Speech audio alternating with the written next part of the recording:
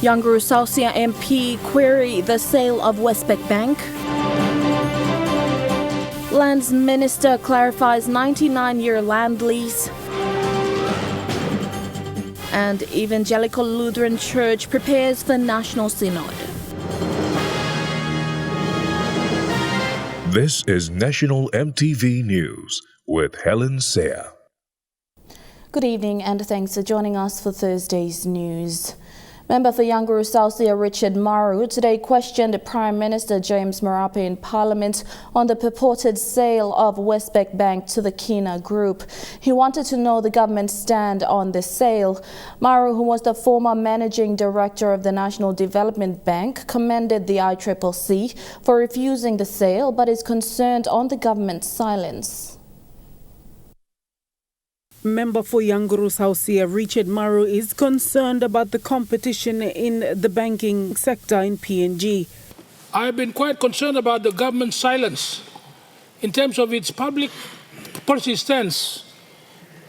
In the recent announcement by Westpac that it accepted the offer from Kina Securities to buy out Westpac interest in Papua New Guinea, which would have had a net impact of reducing competition to only 2 banks in Papua New Guinea. And the impact would be very adverse. Maru commended the Independent Consumer and Competition Commission for refusing the sale, but wants to know the government's point of view.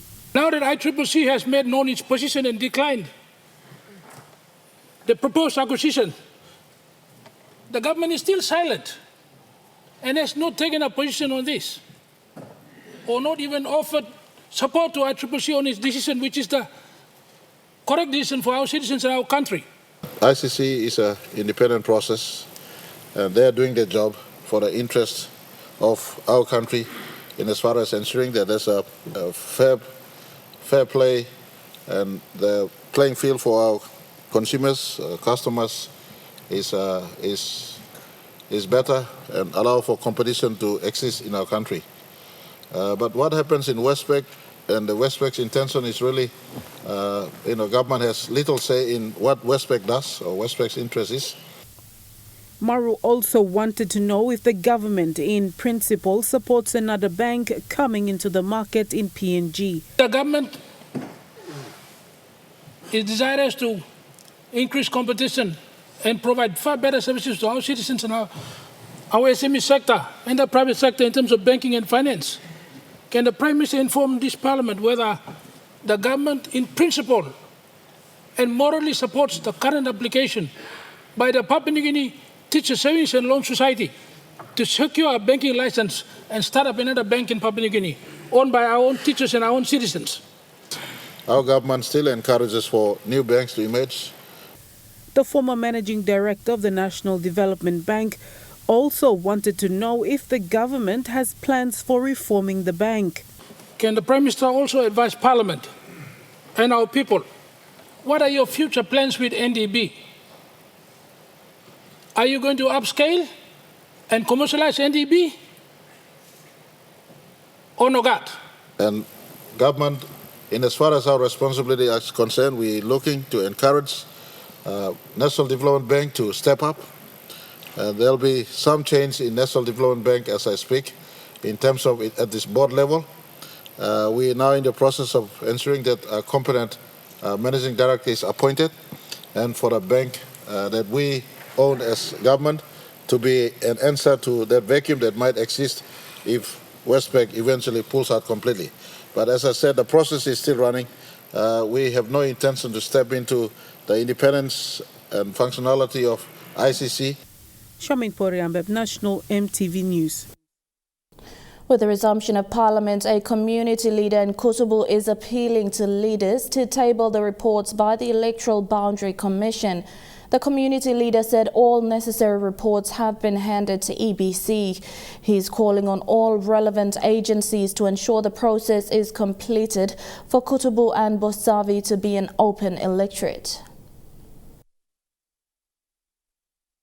12 days after presenting the Kutubu-Bosavi Open Electorate submission to EBC, a community leader is now calling for swift work to ensure the final report is presented to Parliament. Asi Ibusubu says all relevant process has been followed. He is now calling on responsible agencies and leaders to respond. I appeal to the Prime Minister, Honorable James Marape.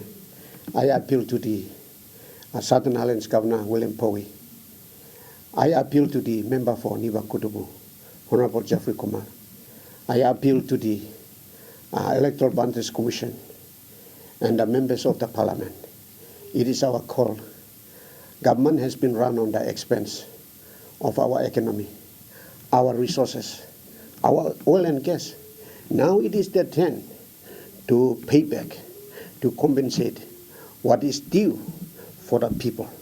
In today's Parliament session, Prime Minister James Marape made few remarks regarding outstanding work by the Electoral Commission. PM Marape admitted the fact that population and landmass of number of districts are huge and service delivery has remained a challenge. He says EC must present these reports to Parliament. And so the Electoral Boundaries Commission did its rounds. If we cannot get a fully fledged review of right across the nation, then a proposal will be presented for those electorates that on the desktop assessment does qualify by population size. Those have been looked at, and the proposal will again come later for Cabinet and the due process to follow, and eventually to Parliament for its consideration. Responsible agency, the Electoral Boundary Commission, is expected to finalize the electoral submission reports. The acting Electoral Commissioner says the final report will be presented to Parliament for deliberation. And the Parliament will make the decisions whether to accept or reject or shelve or say go and review. All these things need to happen. That's the process now. Mr. Ibusubu is part of a working committee spearheading the submission. He represents the vast population of Kutubu and Bosavi who have been neglected from government services in the past 30 years. The community leader says this is a fight for the marginalized people. Please all arise in unity and harmony to back on our desire and wishes for the creation of the Kutubu Bosabe electorate. Jack Power Jr., National EMTV News. Prime Minister James Marape says his government has no intention to defer the 2022 national general elections. However, the Prime Minister says time is running out for a nationwide update of the common roll.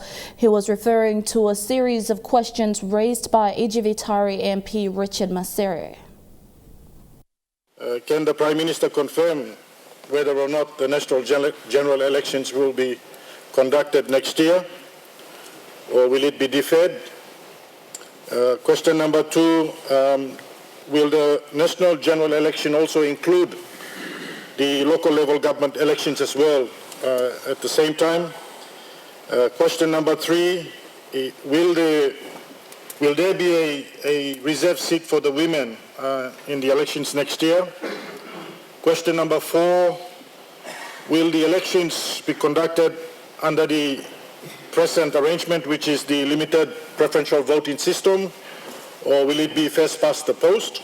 We intend to ensure that our citizens have a fair and equal opportunity to cast a vote for the leader of their choice, to ensure that we complete 2022 elections much better than the past elections that has been held in our country.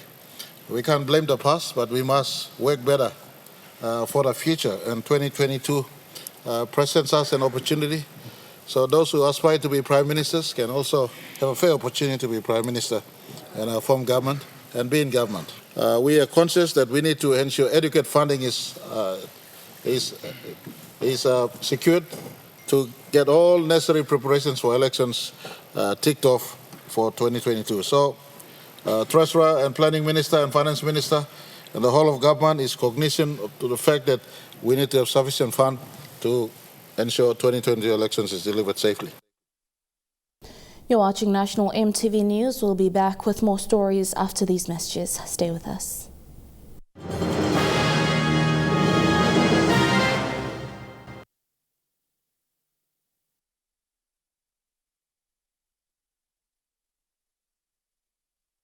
Lands Minister and Lay MP John Rosso has clarified concerns surrounding ownership of alienated land in Papua New Guinea with a 99-year lease agreement.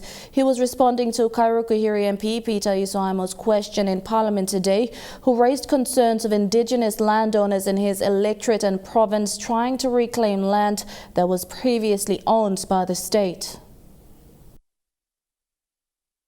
Out of a total area of 462,840 square kilometers that Papua New Guinea has, 9,980 square kilometers is made up of land, while the rest is water.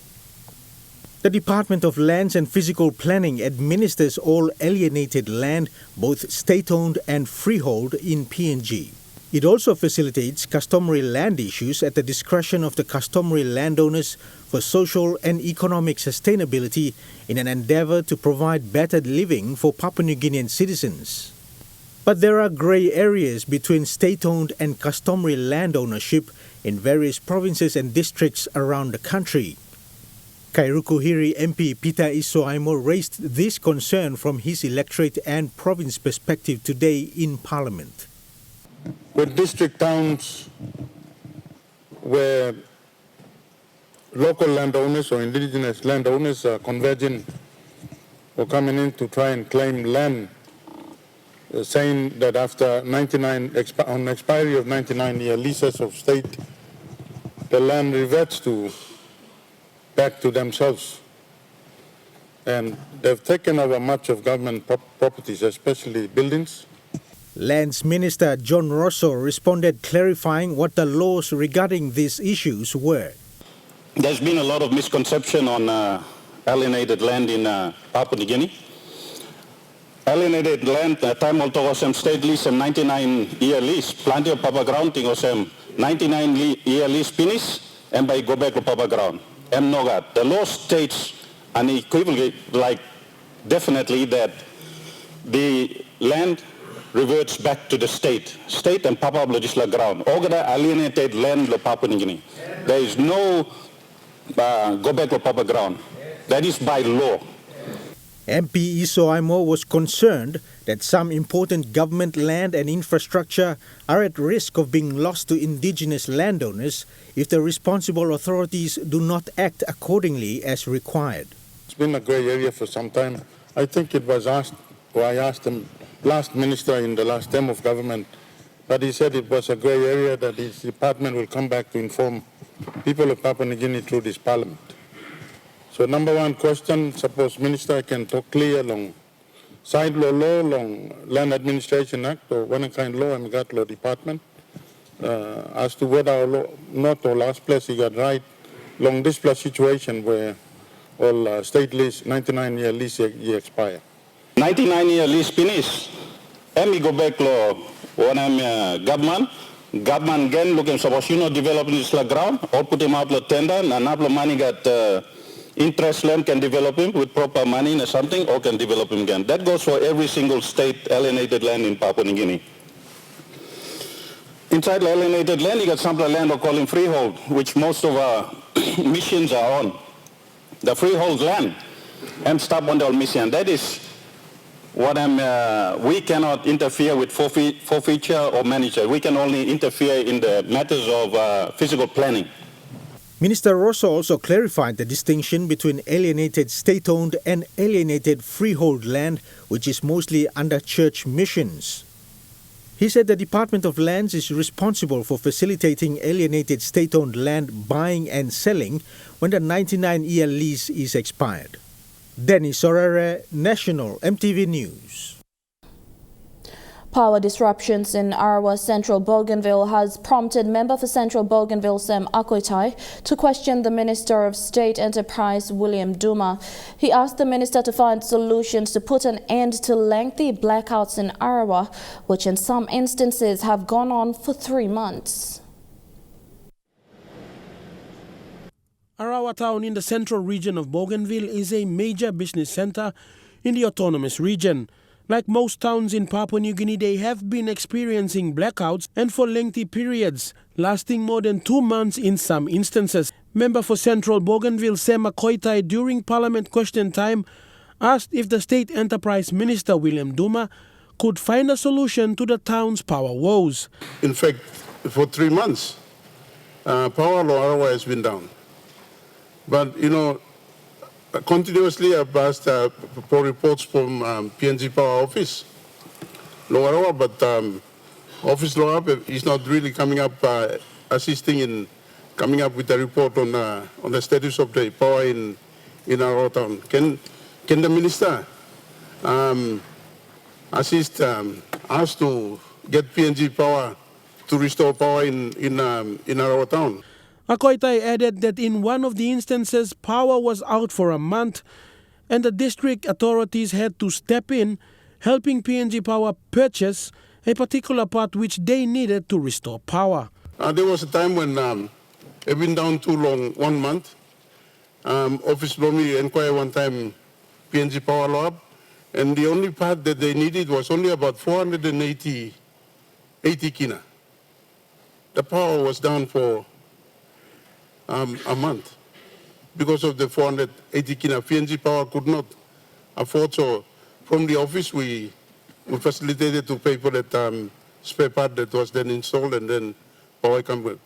State Enterprise Minister William Duma could only assume what the problem could have been, suggesting a breakdown in communication between the PNG Power office in Arawa and Port Moresby, among other factors that he assumed would have caused the lengthy blackouts to the town.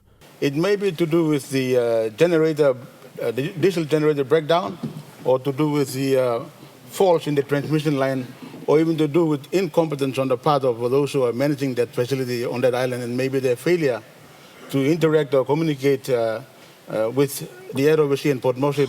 But Duma gave a sigh of relief to the member and perhaps the rest of Bougainville, adding that PNG Power could replace existing infrastructure to the island town, which he says funding is available for. I will make it my duty to ensure that we purchase a new genset for the very important town on Bougainville. If it is to do with the faulty lines, then again we have identified some funds, so we can set them aside. So I'd like to assure the good leader and member and his people that we will do everything within our means starting tomorrow to make sure that we don't experience a repeat of this problem. We have some funds now, so we can be able to purchase a generator if need be. Thank you, Mr. Speaker. Felix Sukina, National EMTV News. The Imbongo district in Southern Highlands Province will now have a district community development center. It is a project which will benefit the people in the district through a partnership initiative of the member for Imbongo, Pileningi, and the Department for Community Development and Religion. The Imbongo District Community Development Center will be the first pilot project for the Department for Community Development and Religion to be completed. The center will be equipped with case management and referral systems to improve protection of the vulnerable, empower and strengthen communities through collaboration with public-private partnership, PNG, churches, NGOs and development partners. This building is also doorway namel long community nangapman bloyumi, so display more elderly people can paine malpim blongol display, all mothers can paine alpim blongol long display, all children can paine alpim blongol display, all disability line all again paine alpim blongol display have all sampla all some gender based violence now larabla all social issues that have been given maybe lower community. Now only been worried well help him now this building and by help him. Member for Imbongo Pileningi says the District Community Development Center was built at a cost of approximately 5 million kina and contains 50 office spaces. He says some agencies have shown interest to take up office spaces but have not been allocated any spaces yet. We've not already allocated and they are intending to take it up. Higher education department would like to get a spacing over there. Justice department would like to get a spacing over there. A couple of other departments have shown the interest that they want to get. Meanwhile, Minister Goy says similar projects will also be done in other parts of the country. The official opening will be held on the 17th of September. Podivai, National EMTV News. Juvenile land and traffic matters in Medang's district court will be delayed following the arrest of a senior district court magistrate who presides over the matters. Magistrate Fridolin Kambibel was arrested and charged following his ruling in the arrests relating to the first lot of suspects allegedly involved in the misuse of Manam restoration funds. The case involving the senior district court magistrate in Medang resumes in September. While that's pending, juvenile, land and traffic court matters are being delayed. This is because the magistrate concerned, Fridolin Kambibel, is the one who presides over the matters at the district court level. Currently, there are 4 magistrates in the province with 1 suspended. The cases may wait for months unless taken up by another magistrate. Justice for other court users is delayed indirectly. Yesterday, another member of the judiciary, a lawyer, was arrested offshoots from the original case of misappropriation. The proceedings that will follow is the first where a magistrate and now a lawyer has been arrested following the discharge of the duties in the court. Podivai, National EMTV News. The landowners of the Tolokuma gold mine in Central Province have welcomed the announcement of an interested investor to develop the mine in Goilala district. Yulai Landowner Association Chairman George Gusi said the landowners are content to work in partnership with any interested investor to develop the mine. Lole Mining Company is the new interested applicant seeking to acquire 100% interest in the mine. Gusi said he urged MRA to fast-track and transfer the license to the new investor as requested by the liquidator. The landowner chairman said the locals have suffered since the mine went into liquidation. The new investor's intentions will follow due process whereby the Mining Advisory Council will make a decision based on the investor's work program. Landowners in Angaram, East Sepik Province are calling on the government and state agencies to temporarily delay an agroforestry project following launch of forestry's corporate plan. UK Agroforestry Secretary Clive Angome says they feel they might miss out on some of the benefits as required under the new agency plan. Hence, all requirements have to be met beforehand. Since the National Forest Authority has launched a new corporate plan that no more round log export, downstream processing. So our project being endorsed by East Sepik Provincial Forest Management Committee, that all process be reviewed, revisited again. Why? Because of the non-mandatory levies that were being put through, we will be affected, you know. So this is our all concern, that we want this project to be delayed and all process to be reviewed again. And now looking at the NAS Funds market report, the Kina closed unchanged at $0.2850 in the interbank markets. At Bank South Pacific, your Kina will buy $0.2775 $0.3720 Australian dollars, $0.2283 euro and 30.02 Japanese yen. Looking at commodity prices at New York close, gold is trading higher. Coffee, cocoa and copper closed higher. Crude oil is trading higher. Palm oil and copper closed higher. And on the stock market, the Dow Jones closed at 106.66 points higher. The ASX 200 is trading at 21.69 points lower, and the All Ordinaries is trading at 24.72 points lower. And back home now, the Evangelical Lutheran Church of PNG is in preparation for the 33rd National Synod that will be held in Port Moresby in January 2022.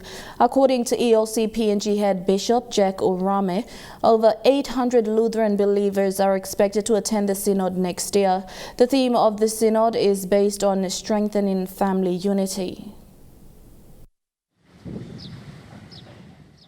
ELC PNG's Papua district that consists of 6 provinces including Oro, Milne Bay and NCD will be hosting the 33rd National Synod at Port Moresby's Sir John Guy Stadium on the 9th to the 15th of January next year. Over 800 participants, including 50 delegates from 17 districts, are expected to participate in the Synod. The ELC PNG National Synod is a major event of the Lutheran Church that is held after every 2 years. This is where representatives from the 17 districts of the church come together to discuss and share ideas, but also to make very important decisions of the church. The theme of the National Synod will be focusing on household, especially on strengthening unity within the family unit. During a media conference this morning, ELC PNG's head bishop, Jack Urame, said there are a lot of social issues in the communities due to the breakdown in families. He said the Synod would create space for the Lutheran Church to consult on how best the church can work together to strengthen unity amongst the believers. The value of being together, the value of family, the value of loving each other, the value of caring and sharing with each other as family is declining so much in this changing time. And so the question now we are asking is, how can we keep together as a family? And that is why the vision of the church, what we call Vision 2030, is focused on the household. The National Church Secretary Bernard Kaisum encouraged all delegates to travel by air to the Synod in Port Moresby. We require all districts to work with us, and the travel mode is by air. We encourage all districts to travel by air. We strongly advise or instruct against people trying to walk. I know it will be very, very difficult for us to police that, but as a church, we are telling our people not to walk. They should all go by air. The costs of shipping is much higher than air travel. A further announcement on the progress of the Synod will be discussed in November this year. Julie Badui, OA, National EMTV News, Ley. Chuka Sports is next. All the details after the break.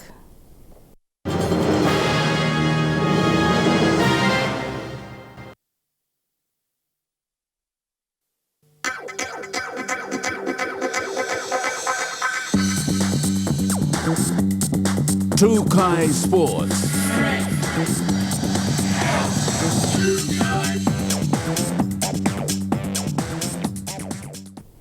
Welcome to Chuka Sports. Using its status of the national sport, Rugby League's national governing body, the PNG Rugby Football League, will use its platform to promote the social development of its players, contributing to the wider society.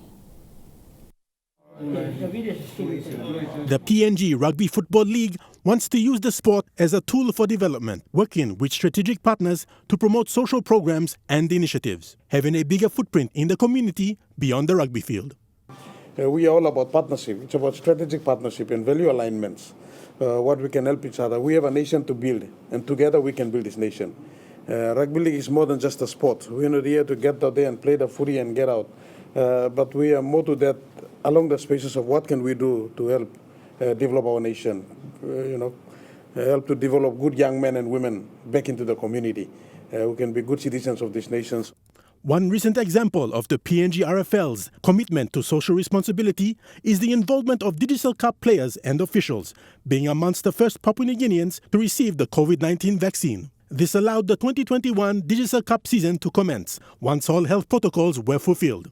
The PNG National Rugby League competition played their part in the government's vaccine rollout program while maintaining their standards as a socially responsible organization. We were very strong on the vaccination. So that's an indication of how the sport has supported the government to drive out the vaccination program. We have all players who've been vaccinated and match officials. To the referees, that has came to the detriment of some cost to us. When we started after round 7 to move games outside of home, most of the match officials outside were not vaccinated.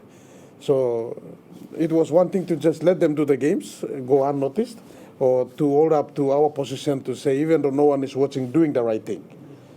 So that's when we had to fly referees from Mosby and Lei who have been vaccinated to this center. And this is cost that we've never forecast and took in our budgets. But that's said to just to say that what you are putting in is supporting us to see the season come to an end. Huxley Lovai, Chukai Sports. And that ends Chukai Sports with the details coming up next. Chukai Sports.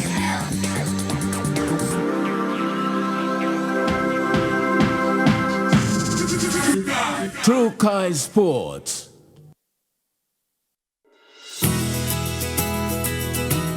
This weather update is proudly brought to you by MoniPlus, with you always.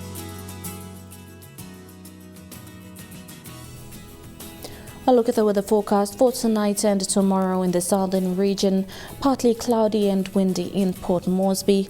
Cloudy with squally showers in Daru, Alutau and Popondetta, and morning showers easing, then partly cloudy weather in Kerema.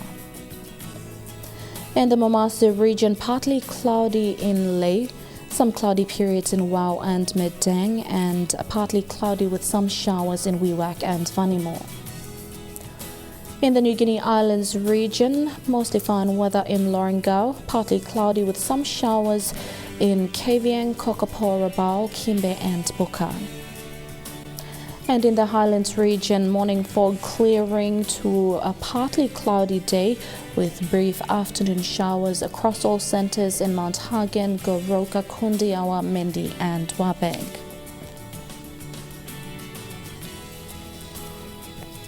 Forecast for small crafts for the next 24 hours. Waters of southern PNG Indonesian border through Torres Strait and Daru to Kiwai Islands and Kerema, to Yule Island and Hood Point to Somare Islands, seas of 2.5 to 3.5 meters. Waters of Somare Islands to Cape Vogel and eastern and western Milne Bay Islands, with waters of Long Island to Medang and Karkar and Bogia, seas of 2 to 3 meters. Waters of Cape Vogel to Huon Gulf and Finschhafen, seas of 1.5 to 2 meters. Waters of Finschhafen through Vitiaz and Dampier Straits to Siasi and Long Island, seas of 2.5 to 3 meters. Waters from Wewak to Vanimo and northern PNG Indonesian border, seas of 1.5 to 2.5 meters. Waters of Manus and its western group of islands, seas of 0.5 to 1.5 meters. Waters of New Ireland to East New Britain, Bougainville and including waters of West New Britain, seas of 1 to 2 meters.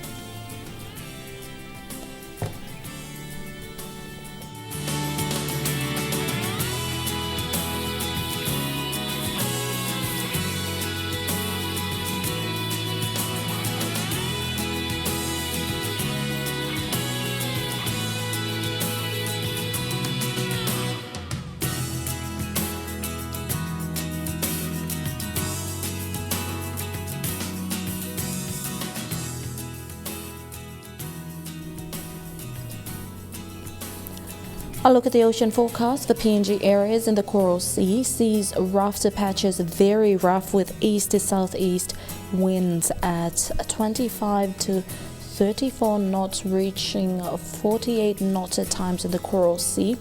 In the Solomon Sea, seas moderate, rough towards the east to southern sector with east to southeast winds of 10 to 15 knots, gusting to 33 knots along the eastern southern area. In the Bismarck Sea, seas slight to moderate, rather rough to rough over the southern sector with east to southeasterly winds at 10 to 15 knots, gusting to 34 knots over the southern sector. And in the Pacific Ocean, seas slight to moderate with southeasterly winds at 10 to 15 knots.